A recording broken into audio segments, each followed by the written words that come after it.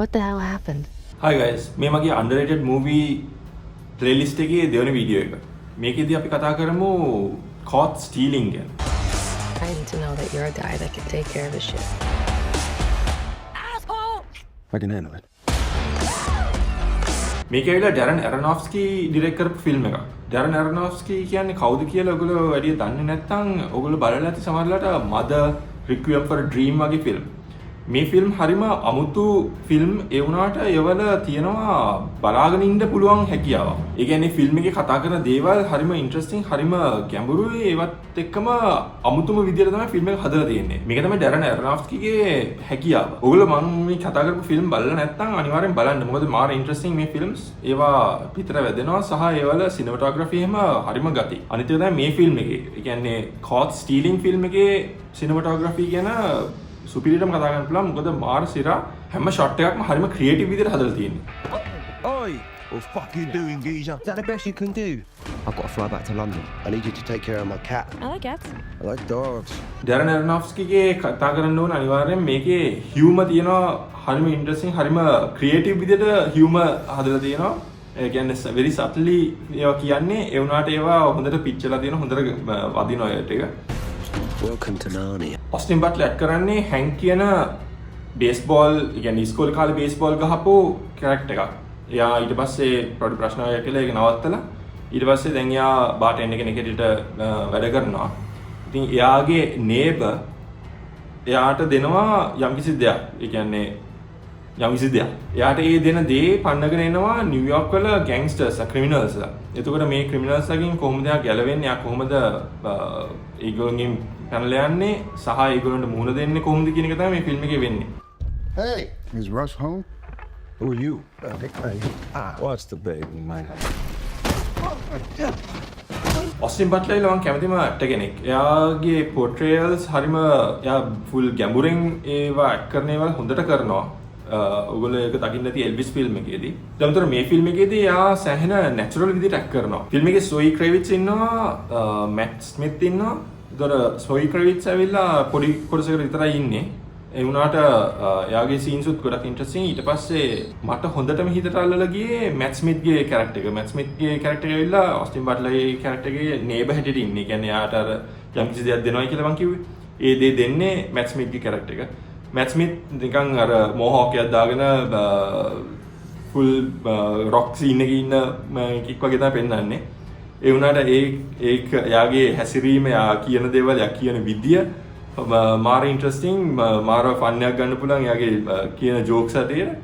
Who did this to you? La pistola. Either I get what I want or my pistol talk from me. මේ film එක කතා කරන්නේ 1990 ගණන් වල. ඒතකොට 1990 ගණන් වල සිද්ධ වෙන දේවල්. ඒ කියන්නේ මේක ෆිල්ම් එක බලනකොට සමහර වෙලාවට මට හිතෙනවා ඇත්තටම මේක 1990 ගණන් වල වීඩියෝ කරපු එකක් කියලා. ඒකද ඒ තරම් ඒ සීන්ස්, ඒ කියන්නේ ඒ බෑග්ග්‍රවුන්ඩ් එක ඔක්කොම හරිම තාත්වික විදිහට හදලා තියෙන්නේ. මේ ඔස්ටින් බට්ලර් දෙන දේ මොකක්ද කියලා සහ ඒකෙන් මොකක්ද කරන්න පුළුවන් කියන එක ගැන සෑහෙන ටෙන්ෂන් එකක් බිල්ඩ් වෙනවා මුලින්දම්ම. ඒ බිල්ඩ් වෙන ටෙන්ෂන් එකෙන් අපි හැම වෙලේම කල්පනා කරනවා මෙයාට දැන් මොකද වෙන්නේ? මෙයාට මොකද වෙන්නේ? මෙයා කරන්න යන්නේ මොකද්ද? මෙයා හිතන්නේ මොකද්ද? ඒ කියන්නේ හැමදේම හරිම ඉන්ටරෙස්ටිං විදිහට ටක් ටක් ගාලා සිද්ධ වෙනවා. මාර creative. It's a last call. Drink him if you got him. Let's go back to your place and you can take advantage of my poor judgment. I depend on your poor judgment. මම ඇත්තටම දන්නේ මේ වගේ film එකක් ඇයි ලංකාවේ theatres වලට එන්නේ නැත්තේ කියලා. ඒ වුණාට මේ වගේ ෆිල්ම් එකක් බලන්න තියෙනවා නම් ෆිල්ම් හෝල් එකක සෑහෙන වටිනවා. මොකද ඒ සිනමටෝග්‍රැෆි විතරක් වුණත් හරිම අයි කැචින්. මේක අපි හැම වෙලෙම දැකලා තියෙන සිචුේෂන් එකක්. ඒ කියන්නේ මොකක් හරි එකක් දෙනවා, ඒක හොයාගෙන හොරු වට්ටියක් එනවා, ඒකට එරෙහිව මේන් කැරක්ටර් එක දුවනවා, පනිනවා, ගහ ගන්නවා. ඔය සීන් එක අපි ගොඩක් දැකලා තියෙනවා. ඒ කරන විදිය හින්දා ඔඩියන්ස් එක කැප්චර් කරන්න පුළුවන් සෑහෙන ලේසියෙන්. අනිත් එක ඩැරන් ඇරනොෆ්ස්කිට හැකියාව තියෙනවා අපිව ඒ සිචුේෂන් එකේ ඒ දේවල් වෙන දේවල් වලට අපේ අවධානය යොමු කරලා අපිව ඩිස්ට්‍රැක්ට් කරන්න නැතුව අවධානය තියාගෙන ඉන්න හැකියාවක් තියෙනවා යාට. මුළු ෆිල්ම් එක පටන් ගත්ත වෙලාවේ ඉඳන් හරිම ඉන්ටරෙස්ටිං විදියට එයා අපිව කැප්චර් කරගෙන අපිව අල්ලගෙන යන්න දෙන්නේ නැතුව බලාගෙනම ඉන්න විදියට හදනවා. ඒක ගොඩක්ම වැදගත්. I don't know anything. What the fuck did you get me into? හරි.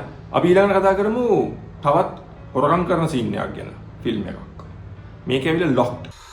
Hello, Eddie. You're in my car. මේ ෆිල්ම් එක 2025 මාර්තු මාසෙ රිලීස් වුණේ. මේක දැන්ට මේ මම දැන් කතා කරපු ෆිල්ම් දෙකම ඩවුන්ලෝඩ් කරලා බලන්නත් පුළුවන්. මේ ෆිල්ම් එක ඇවිල්ලා හරිම අමුතු විදියට හදපු ෆිල්ම් එකක්. ඔයගොල්ලෝ ට්‍රේලර් එක බලලා හිතා ගන්න බලන්න මොකද්ද මේකේ වෙන්නේ කියලා. ඒ වුණාට මේකේ ඒ සිනමටෝග්‍රැෆි ඒගොල්ලෝ මහන්සි වෙලා තියෙන විදිය ඒක කරන්න හරිම ක්‍රියේටිව් සහ ඉන්ටරෙස්ටිං විදියට කරලා තියෙන එක. Tell me what you want. I just want to introduce you to Little Taste of Hell. කතාව හරිම බේසික්. බිල් ස්කාස්ගාඩ් තමයි මේන් ඇක්ටර් හැටියට ඉන්නේ. බිල් ස්කාස්ගාඩ් යනවා ඒ කියන්නේ එයාගේ ජීවිතය අවුල් ගින් තියන්නේ. එයාට දුවෙක් ඉන්නවා. ඒ දුවව බලා ගන්නවට වැඩිය එයා වෙන මොන හරි කරලා ඒ කියන්නේ පොඩි සයිඩ් ජොබ්ස් කරලා ජීවත් වෙන්න try කරන්නේ. ඒ අතරතුර එක දවසක් එයා එක වාහනයකට නගිනවා ඒක හොරකම් කරන්න කියලා. ඒක ඇතුලේ මොන හරි තියනවා නම් ඒක උස්සන්න කියලා තමයි වාහනේ නගින්නේ.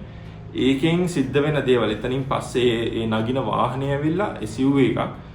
ඒක නැග්ගන් පස්සේ යාට සිද්ධ වෙන දේවල් තමයි මේ ෆිල්ම් එකේ තනිකරම වෙන්නේ. කියන්නේ මුළු පැය එකමාර විතර කාලය තනිකරම ඒ වාහනේ ඇතුළේ තමයි මේන්ලි ફોකස් කරන්නේ. මේ වාහනේ අයිතිකාරය හැටියට ඉන්නේ ඇන්තනි හොප්කින්ස්.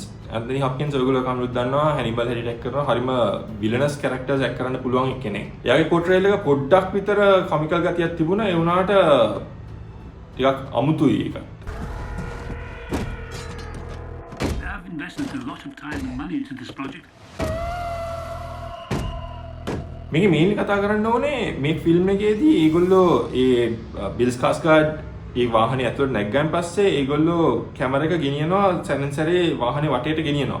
ඒ ගෙනියන විදිය හරිම ක්‍රියේටිව්. ඒ කියන්නේ වාහනේ මූව් කරන්නේ නැතුව ඒගොල්ලෝ කැමරා එක ගෙනියනවා සීට් වටේ ඒ බිල් ස්කාස්ගාඩ්ගේ වටේ එහෙම වටේට ගෙනියනවා 4-5 පාරක්. ඒක කරලා තියෙන විදිය මට හිතා ගන්න බැරුව ගියා කොහොමද මේ මෙහෙම දෙයක් කරන්න කියලා. මොකද ඒක හරිම අමුතුයි. ඒ වගේ දෙයක් දැකලා නැහැ ඊට කලින්. මම behind the scenes වීඩියෝ දෙක තුනක් බලලා තමයි මේක හොයාගත්තේ කොහොමද මේක කරලා තියෙන්නේ කියලා ඇත්තටම. මොකද මුලින්ම හිතන්නේ අපි green screen එකක් කරලා තමයි කරන්නේ කියලා. ඒ වුණාට ඇත්තටම ඒගොල්ලෝ කැමරා එක යවනවා. ඒ කියන්නේ වාහනේ කෑලි ගලවලා කැමරා එක යන ගමන් ආයි වාහනේ කෑලි හයි කරලා ඊළඟ පැත්තෙන් ගන්නකොට ආයි මේ පැත්තේ වාහනේ කෑලි ගලවලා කැමරා එක ආයි මේ පැත්තට ගන්නකොට ආයි මේ පැත්තේ කෑලි ගලවලා එහෙම තමයි අරගෙන තියෙන්නේ. ඒක හරිම ක්‍රියේටිව් හරිම ෆාස්ට් යනවා. ඒ කියන්නේ මාර කෝඩිනේෂන් එකක් තියෙන්න ඕනේ මේ වගේ දෙයක් කරන්න.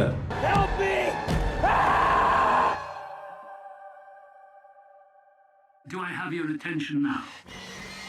බිල් ස්කාස්ගාඩ් ගැන නම් ඉතින් කියන්න අවශ්‍ය නැහැ. එයා මාර හොඳයි. එයාගේ ඇක්ටිං හැම වෙලේම ඕන ෆිල්ම් එකක. ඒ කියන්නේ හැම ෆිල්ම් එකේම එයාගේ ඇක්ටිං සුපර්බ්. මේ ෆිල්ම් එකේදීත් ඒ විදිහම තමයි. ෆිල්ම් එකේ ස්ටෝරි ලයින් එක ගත්තොත් එච්චරම ඉන්ටරෙස්ටිං නැහැ. ඒ වුණාට බලන් ඉන්න පුළුවන්. Little Taste of Hell.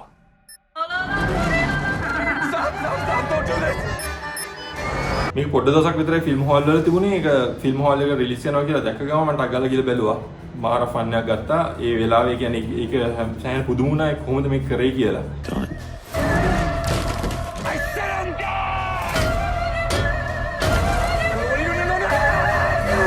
හරි. ඔයගොල්ලෝ කෝට් ස්ටීලිං ලොක්ඩ් වගේ ෆිල්ම් බලලා තියෙනවද? මේ වගේ තව මොනවද ෆිල්ම් මේ අවුරුද්ද රිලීස් වෙච්ච හොඳ ෆිල්ම් මොනවද කියලා මට පල්ලෙන් කමෙන්ට් එකක් දාලා කියන්න. channel එකට subscribe කරන්න, like කරන්න, share කරන්න. එහෙනම් ඊළඟ වීඩියෝ එකේ අපි හම්බෙමු.